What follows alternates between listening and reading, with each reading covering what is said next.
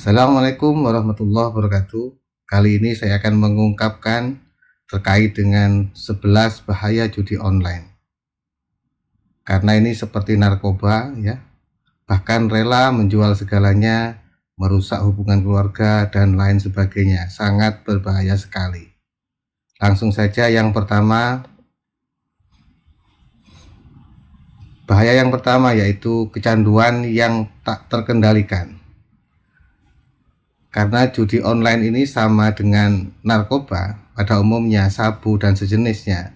Siapapun yang menggunakan atau yang bermain ya, awalnya mencoba-coba tapi lama-lama akan menjadi kecanduan. Ketika kecanduan akan sulit untuk dihentikan atau dihilangkan. Ini beberapa kasus yang saya temukan ya. Beberapa fakta, ada berita yang berjudul secari surat wasiat ya, pria gantung diri usai stres kalah judi online. Karena kecanduan, nggak bisa berhenti, stres, akhirnya gantung diri. Ada lagi waspadai 14 kasus bunuh diri karena judi online. Ada lagi diduga kalah judi slot, sopir truk gantung diri di pinggir tol Tangerang Merak ya. Ada lagi fakta yang berikutnya, gara-gara pinjol dan judi online, pemuda di Semarang gantung diri. Ini fakta bahwa judi online ini bisa membuat pemainnya kecanduan dan sulit untuk dihilangkan. Bahaya yang kedua yaitu utang ada di mana-mana ya. Karena apa? Memang sistem judi online, slot atau sejenisnya itu memang didesain, dibentuk untuk kita ketergantungan terus. Awalnya dibuat sistem menang ya, kalah sedikit-sedikit, misalnya langsung dikasih menang banyak, dan kalahnya itu tidak terasa. Kalah sedikit-sedikit tapi sering, itu tidak terasa. Kemudian dikasih istilahnya jackpot ya, atau nama yang lain ya. Itu sistem reward itu akan membuat psikologis pemainnya akan terus ingin main terus, meskipun kalah tapi ingin main terus. Tapi modal tidak ada, sudah habis, maka dia akan hutang kemana-mana, ke bank, koperasi, teman, bahkan pinjol ya. Hutang akan di mana-mana. Beberapa kasus atau fakta ya seperti ini. Banyak utang karena judi online ya. Ini TNI pun masih ada yang main judi online. Ada kasus lagi, akibat kalah judi online, pemuda ini nekat menggadaikan HP, motor, bahkan celana dalam demi bisa deposit judi online.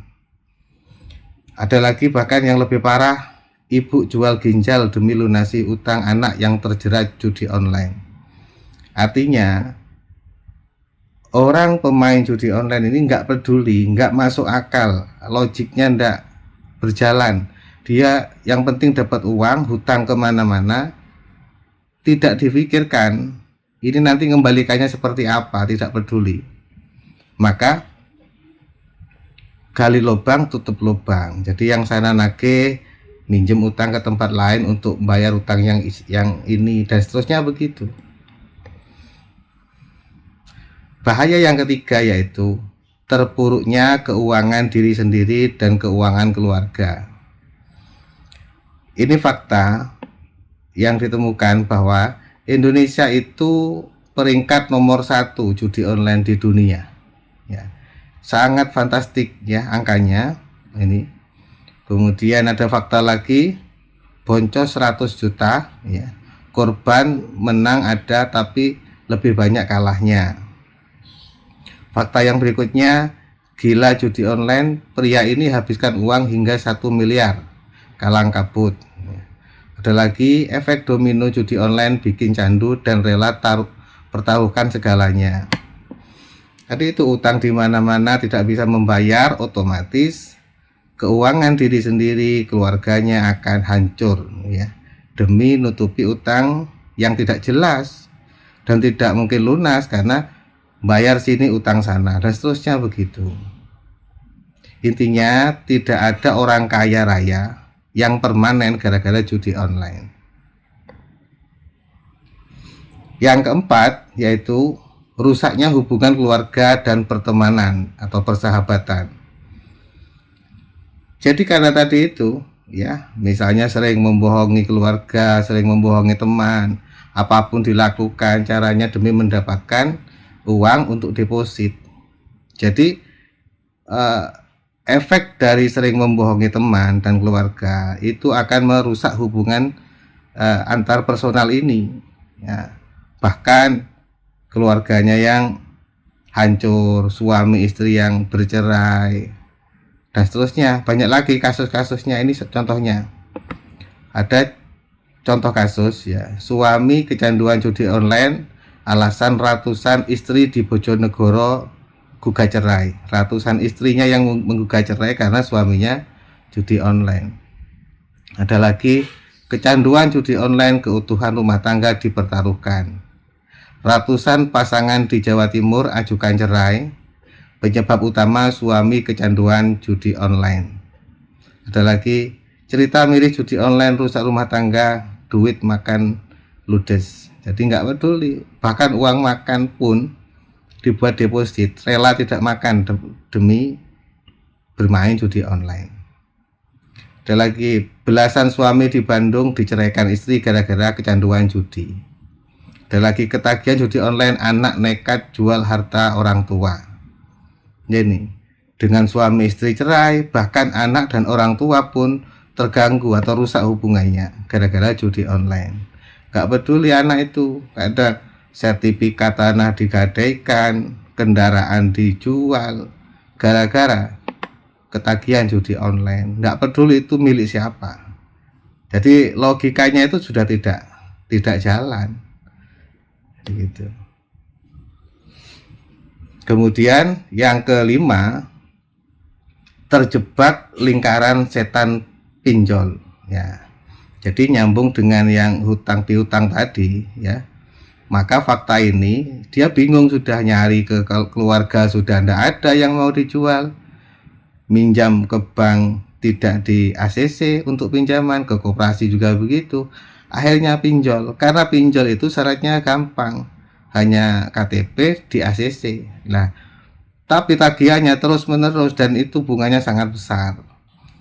Nah, jadi terjebak lingkaran setan. Lingkaran setan itu maksudnya utang sana untuk membayar sini, begitu seterusnya, terus muter-muter begitu dan tidak akan selesai. Nah, ini beberapa fakta.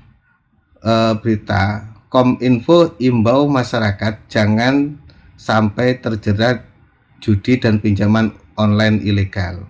Nah, ini dari instruksi dari pemerintah pun sudah mengingatkan masyarakat. Tapi saking masyarakatnya bandel ini. Nah, ada lagi OJK temukan banyak kredit dari pinjol untuk judi online. Nah, ini.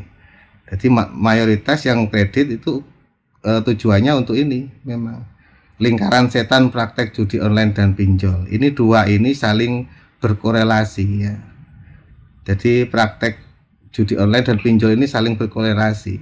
Semakin aktif di judi online juga semakin aktif dia, semakin banyak dia melakukan pinjol, bahkan menggunakan nama orang lain. Ini ada fakta lagi, warga RI pakai pinjol buat judi online, OJK buka suara. Dan banyak lagi fakta-fakta yang mengkorelasikan berhubungan erat antara judi online dan pinjol. 5. Kemudian fakta yang keenam, bahaya yang keenam, yaitu memicu kriminalitas ya. Karena tadi itu butuh uang untuk deposit, minjam sana minjam sini tidak dapat, akhirnya muncullah kriminalitas, diantaranya merampok, mencuri ya, bahkan membegal, membunuh orang demi mendapatkan hartanya. Akar masalahnya untuk deposit judi online. Ini faktanya banyak ini. Deretan bukti judi online picu kriminalitas, kapan bakal ditumpas habis. Ini polisi aja sampai bingung, ini kok nggak selesai-selesai kasus ini, terus menerus. Kriminalitas sepekan kasus judi online hingga perampok spesialis berangkas, ya. Ada lagi, duit habis buat judi online, akhirnya merampok dan mencuri. Ada lagi, kecanduan judi online, warga Semanggi nekat mencuri.